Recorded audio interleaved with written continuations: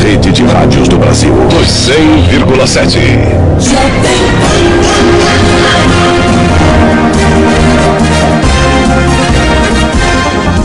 Olá, estamos de volta com o Jornal da Manhã pela Jovem Pan aqui em 100,7 e a gente vai estar batendo um papo nesse segundo bloco agora com a Nádia Campeão, que foi vice-prefeita do município lá de São Paulo, é secretária do PCdoB Nacional. Bom dia, Nádia, seja muito bem-vinda aqui ao Jornal da Manhã pela Jovem Pan em 100,7. Bom dia a todos os ouvintes da Jovem Pan, é uma alegria estar aqui com vocês. Nádia, a gente tem visto a questão da polarização da política nacional ao longo dos últimos anos, sobretudo. Esse ano é um ano de eleições importantes, eleições municipais, Brasil afora. Como é que você vê a influência dessa polarização, traçando um paralelo para as disputas aqui no Brasil, no nosso cenário nacional? Eu acho que o cenário político brasileiro, ele é muito complexo, muito heterogêneo, Brasil afora, né? Então eu diria assim que a disputa que teve para a presidência da República em 22, que gerou toda essa conceituação aí da polarização, né? Ela é um fato? Sim. Nós temos pelo menos dois grandes blocos no país, né? Cada um com cerca de 30%, vamos dizer assim, de apoio, que convergem em torno do ex-presidente Bolsonaro e hoje do atual presidente Lula. E tem um conjunto na população que procura avaliar a posição a cada momento. Mas isso, vamos dizer, foi o momento da disputa presidencial nacional. Quando você vai para uma eleição municipal, né, mais de 5 mil municípios, é muito heterogêneo. Essa sempre foi no Brasil, né? Então a formação de frentes, de candidatos, quando você vai para o município, a lógica muitas vezes é outra, e em grande parte de municípios pequenos e médios, a situação e a oposição ainda, né?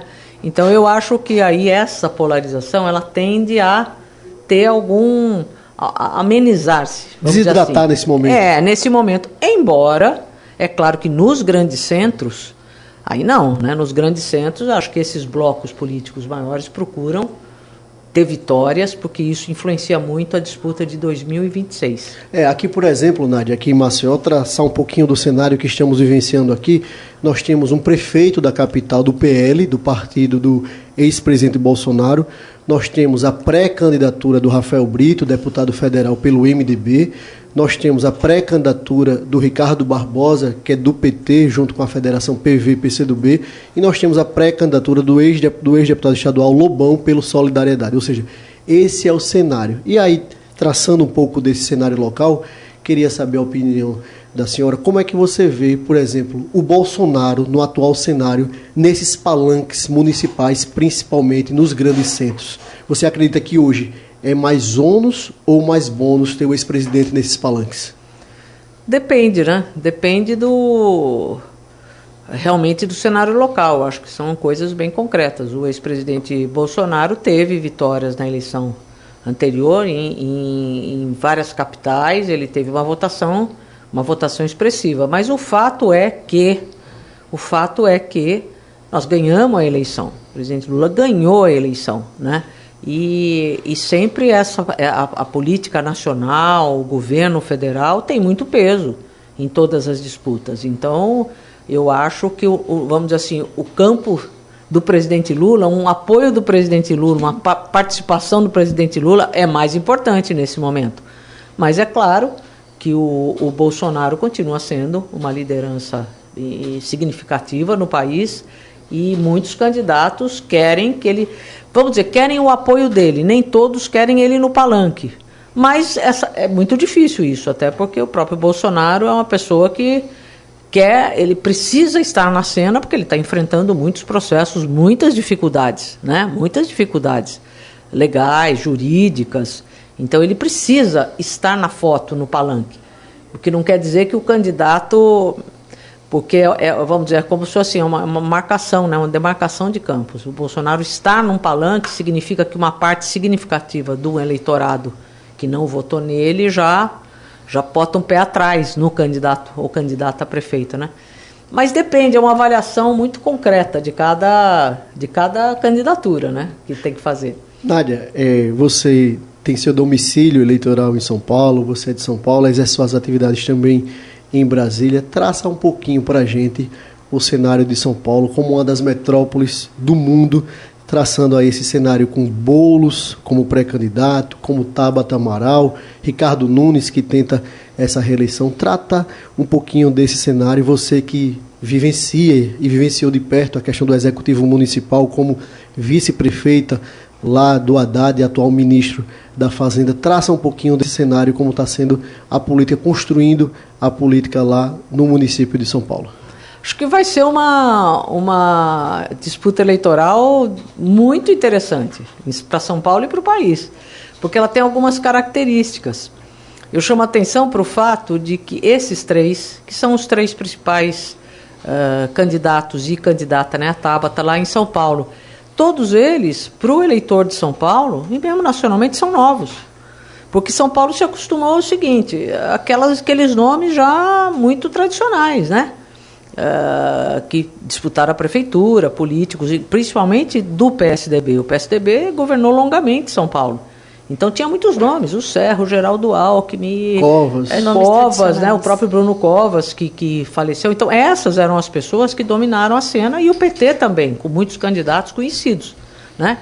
Agora aparecem três nomes que o eleitorado vai ter que conhecer, entrar em contato. Não é que nunca ouviu falar, mas conhecer como pessoa política, vai ter que se apresentar. O próprio Ricardo Nunes era vice do Covas, do Bruno Covas, não é conhecido. Em São Paulo, você pergunta para muita gente quem é o prefeito de São Paulo, ele vai parar para pensar. Então ele vai ter que se apresentar na campanha, né? A mesma coisa, o Boulos um pouco mais, mas ainda é uma trajetória em desenvolvimento, em consolidação, né, da pessoa Boulos, política. E a Tabata idem. Então, o Boulos teria vantagem por ter sido já um presidenciável? Você acredita nessa questão de notoriedade atualmente? Eu acho que ele é muito ligado a São Paulo, né? Toda a trajetória dele no movimento social, da luta pela moradia, é na capital. Então, o grande movimento, então, a identidade dele com a capital já é muito forte. E as disputas que ele fez, embora recentes, ele fez algumas disputas importantes para a presidência, para a prefeitura uma vez, e agora ele teve mais de 1 milhão de votos para deputado federal, né? Então, sim, ele vai tendo um recall, mas é diferente de você aparecer como um dos favoritos numa eleição que tem o atual prefeito, que não é muito conhecido, ele próprio, e a Tabata, que também não é. Nós temos 12 milhões de habitantes em São Paulo, né? Então, para você ser conhecido mesmo, a Marta Suplicy, sim, a Marta é conhecida. Você chegar em qualquer lugar de São Paulo, a Marta, você fala a Marta, ele sabe quem é, a pessoa sabe quem é. Mas tem essa característica.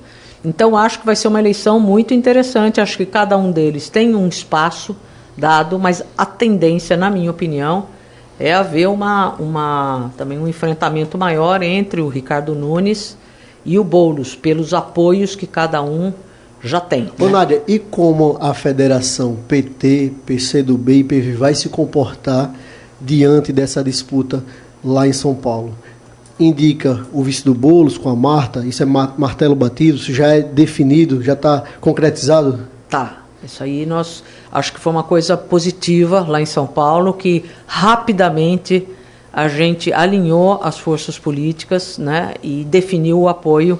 Então tem a federação em apoio ao Boulos, o PV, PCdoB e PT, o acordo de que o PT indicaria a vice, e a vice é a Marta, ela se filiou ao PT, já fez atos conjuntos, nós já fizemos, além do PSOL, que é o próprio partido do Boulos, né? Então isso está bem consolidado, e a pré-campanha, né, já está em curso em São Paulo. E aproveitar para falar sobre vices, João, já temos aqui o nome posto da Marta, né, ex-prefeita da capital em São Paulo, uma ex-prefeita que marcou, como a senhora mesmo trouxe, todo mundo conhece a Marta Suplicy, não adianta, falou o nome, ela é conhecida. E aí trazendo os vices, possíveis vices da Tabata e do Ricardo Nunes. No caso da Tabata, está se direcionando para ser o apresentador da Atena, muitos dizem esse nome. Eu gostaria de saber, por exemplo, se a decisão dos vices, do Datena e o vice do Ricardo Nunes ser, por exemplo, o Aldo Rebelo, que também está sendo comentado, vai chegar e bater de frente com essa falta de conhecimento dos próprios candidatos, do Boulos, do Ricardo e da Tabata. Se esses nomes, como Marta, muito conhecida, Aldo Rebelo, também conhecido, e Datena, que é um apresentador de televisão, pode fazer a diferença nessa eleição. Eu acho que o vice não pode atrapalhar. Você ter um candidato a vice que te traga algum problema, algum constrangimento, é bem ruim, né? Mas eu não acho que vice seja determinante, absolutamente determinante numa disputa. Mas isso é uma opinião política mais minha, né? É claro que todos procuram o vice para agregar. Por exemplo, os candidatos que são homens, né, para dialogar mais com o eleitorado feminino, procuram ter uma vice que seja mulher. Isso é um equilíbrio importante, né? Então, em São Paulo, a Tabata é uma candidata mulher e a Marta vai cumprir muito esse papel, sendo vice do Boulos. E a Marta, sim, ela é uma pessoa que vai para a rua, né? Ela faz campanha de rua, ela anda nos bairros de São Paulo, ela vai ser conhecida porque ela fez os CELS, as escolas e bilhete único, muitos programas que ainda estão na memória. Então, ela vai agregar, eu considero que ela agrega substancialmente. O Datena é muito conhecido, mas o Datena sempre se candidata e sai. Ele entra e sai, ele nunca disputou para valer. Não sei se vai fazer agora. E mesmo que faça agora, não sei se é nesse nível de engajamento, né? Porque a Tabata precisaria também uma âncora desse tipo. Ela está disputando pela primeira vez, né? Vai ser tratado o problema da inexperiência. Isso pesa, né? Eu acho que isso pesa.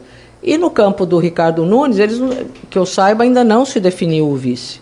Se fala no nome do Aldo Rebelo, mas não está definido, né? Porque vocês imaginam a disputa que tem para querer ser vice do Ricardo Nunes. É o atual prefeito, tem um certo, né? Tem condições. Tem a máquina na mão. Exato. Então todo mundo quer, né? Aí vereadores, Câmara, todos os partidos. E o Aldo Rebelo não tem força partidária própria, né? É só um nome. Então eu não sei se isso vai vingar, né? A gente volta para essa questão que o João mencionou da polarização, né? E nesse assunto, nesse contexto, o Ricardo Nunes ele tem esse direcionamento mais bolsonarista e aí está lutando, vamos tratar aqui Ricardo Nunes e Boulos, assim. E aí tem esse antagonismo com essa parte mais da esquerda, e você mencionou a questão da importância também dos movimentos sociais, né, que fazem muita força, e que o Boulos tem essa representação muito forte. Aí, para você, qual é a importância desses movimentos sociais? Se a maioria, pelo menos, vão engajar, vão aderir ali com Boulos para fazer frente a esse perfil mais bolsonarista, né, que talvez seja um pouco mais radical. Essa polarização ela vai funcionar em São Paulo? E qual é a importância desses movimentos para esse momento assim tão sensível para essa eleição? Em São Paulo, a militância social é grande, ela é extensa, porque ela é formada desde da década de 70, de 80, né? Então, ela é amadurecida e é muito ampla, e na eleição de 22, né, e ao longo do mandato do Bolsonaro, mais gente ingressou, principalmente jovens, por conta da disputa que havia, né, na sociedade. Então, sempre foi muito importante. E as candidaturas, em geral, do PT, e o PCdoB sempre participou, compôs, eu mesmo fui vice do Fernando Haddad, né? Mas nas nossas campanhas é decisivo. Por quê? Porque é um time de milhares, né? Dezenas de milhares de pessoas que estão em todas as áreas da cidade. E esse pessoal veste a camisa, esse pessoal engaja, esse pessoal vai para a rua, então é muito importante. Do Boulos sobre é muito, assim, vamos dizer, é um ponto forte que a gente tem, eles sabem disso, né? É sempre uma coisa que qualquer outro candidato teme, porque chega na hora dos últimos meses, a turma vai para a rua, entendeu? Vai para a rua e trava disputa, anda com os candidatos. Um volume, né? Tem volume, cria um volume de campanha e tem argumentação, motivado. Então, isso é uma coisa que favorece muito o Boulos, porque ele é identificado com essa base social, né? Ele não é uma pessoa que precisa se legitimar perante essa base. Não, ele já vem desse movimento. O que ele tem que fazer, e a gente está fazendo, é procurar todos os setores de São Paulo, aí ampliar para setores, segmentos médios, segmentos, né, da área empresarial, da indústria, do comércio, de vários setores, enfim, para além desta base social que ele já representa com muita força. Nádia, aqui no estado de Alagoas, o PCdoB tem feito um trabalho de excelência na Secretaria de Esportes já há alguns anos, com o ex-secretário Charles Ebert e atualmente com a secretária Lídia Poliana. E trazer um pouco dessa sua experiência, que também foi secretária de Esportes lá no município de São Paulo. Como é que você vê a questão do esporte para a questão da transformação social na prática da sociedade? Eu acho o esporte extraordinário por muitos aspectos, né? Da socialização, né? Da prática da atividade física, que hoje não se pode falar hoje em saúde de nenhuma pessoa que não envolva a prática da atividade física, né? Para a vida saudável. Então, você tem muitos elementos, o elemento da formação das crianças, da juventude, da ocupação mesmo, né? Uma ocupação lúdica, prazerosa. Então, o esporte, para não falar da indústria, né? Que o esporte movimenta. Então, eu acho assim, é uma frente muito interessante que tem que sair daquela ideia antiga que as pessoas tinham de ser uma coisa só que o esporte ou Secretaria de Esporte é para entregar bola e camisa, né? Nada contra, porque realmente isso continua tendo muito, muito apelo, mas ele é muito mais do que isso. E o PCdoB abriu um pouco essa chave quando teve no Ministério por muitos mandatos, né? Ministério de Esportes. Eu mesmo em São Paulo fui secretária de Esportes, Lazer e Recreação. Então a gente abriu a chave, né? Quer dizer, o Orlando Silva fez um trabalho dessa exatamente, o Agnello, o Orlando, depois o Aldo foi também ministro. Então a gente tem realmente uma bagagem nessa área de esporte e acho que aqui em Alagoas isso também é muito marcante e muito positivo, né? Desde a Cláudia, o Charles Ebert, né, que fez um trabalho extraordinário, e a Poli, né, que é uma mulher secretária, ela é mesmo uma pessoa também do esporte, ligada, né? Exato. Então, eu fiquei muito bem impressionada com o trabalho aqui. Aqui agrega juventude, que é muito bom também nessa secretaria, né? Então... São 102 anos do partido, me corrija se eu estiver errada. Nesses 102 anos, eu queria trazer um recorte aqui de alcances, vitórias e realizações.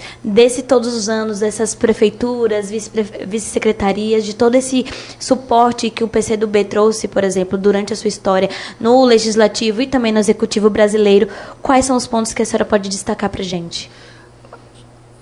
Para falar de coisas mais recentes, né? Porque 102 anos é muita coisa, tempo, né? Muito tempo. É o século passado a gente já estava lá. Já teve lá. Mas eu acho que a gente teve um papel, para falar alguma coisa do passado, teve um papel muito destacado no enfrentamento do regime militar e da redemocratização do país, né? Nossa bancada na Constituinte foi muito ativa, o partido enfrentou mesmo situações difíceis.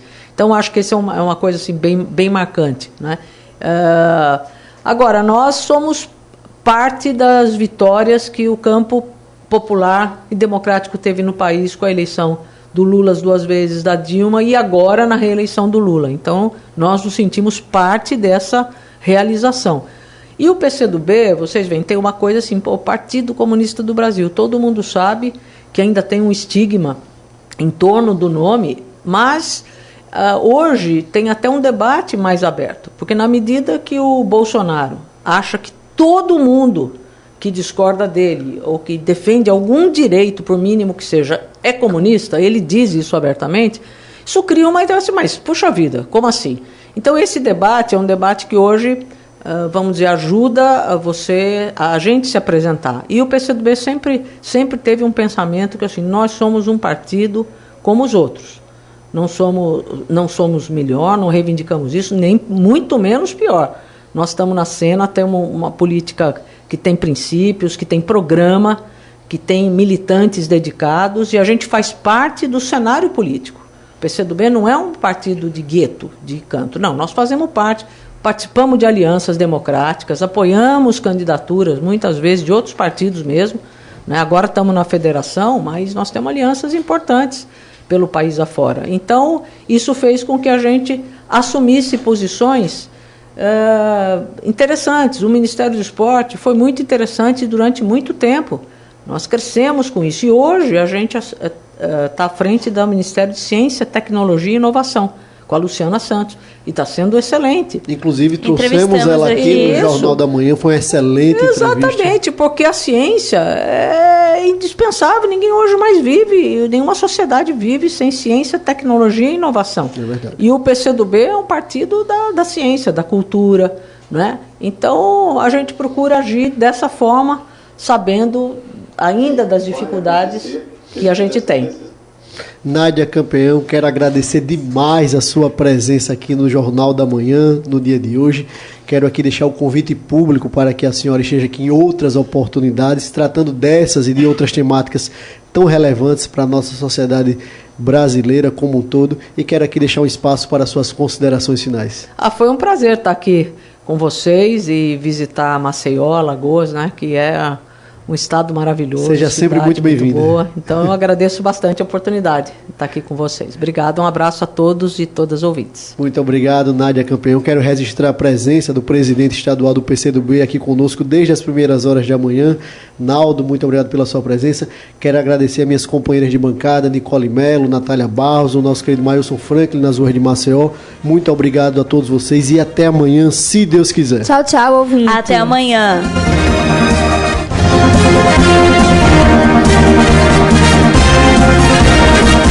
Você ouviu Jornal da Manhã, edição Maceió.